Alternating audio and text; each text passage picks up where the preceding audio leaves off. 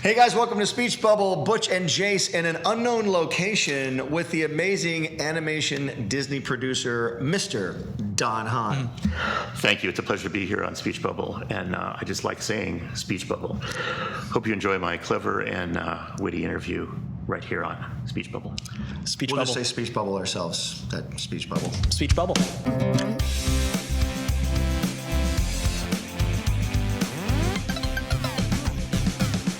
So you guys were doing Roger Rabbit back then, The Great Mouse Detective, and I remember there was a lot of cynicism from a lot of diehard Disney guys. I mean, these are guys in their 20s back then, you know. But oh my gosh, I can't believe they're making The Great Mouse Detective. They're calling it The Great Mouse Detective, you know. Yeah. And but then a guy named I'm forgetting his name. The guy who produced Little Mermaid. What's the name? I forgot. Howard Ashman. No. Him and he started DreamWorks. Jeffrey Katzenberg. I should have known this, of course. But Jeffrey Katzenberg comes in, and then we block it out. We're all blocking it out. No, but Jeffrey Katzenberg comes in and says, "Hey, let's make Little Mermaid," and things kind of take off in a different way at that point. Well, yeah, they really did. I mean, But Michael Eisner comes in too. Yeah, 1984 was like a big change. Michael Eisner, Frank Wells comes in, brings Jeffrey Katzenberg with. I don't think Jeffrey cared about animation at all.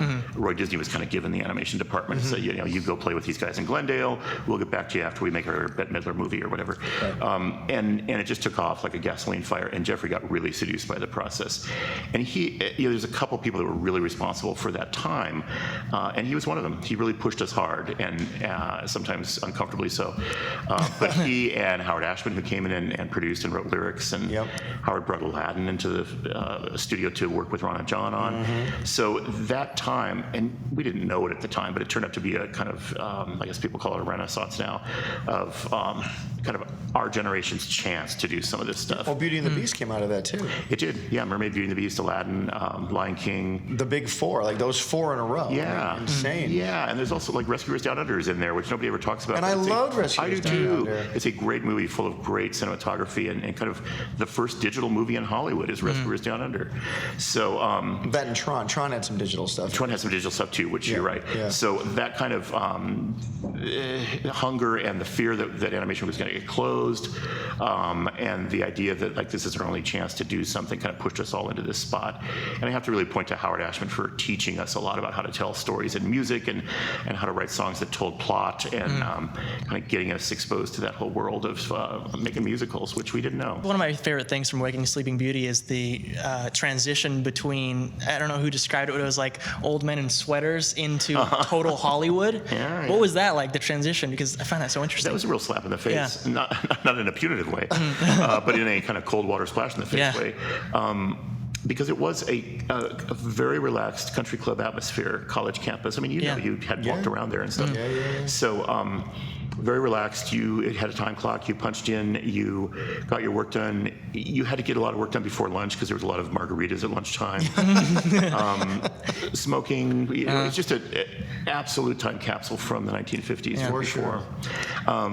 So when Hollywood came in, which was kind of the Michael Eisner era, it was the best thing that could have happened, because suddenly the reality of business kind of came into the marketplace.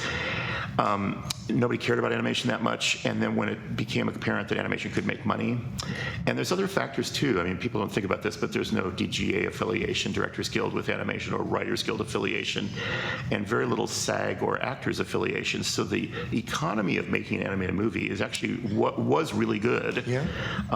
They were reasonable to make. I don't know what, I think our budget on Roger Rabbit was maybe $4 or $6 million for the animation alone. Wow. And $1988, that's still not that much. It's not that much.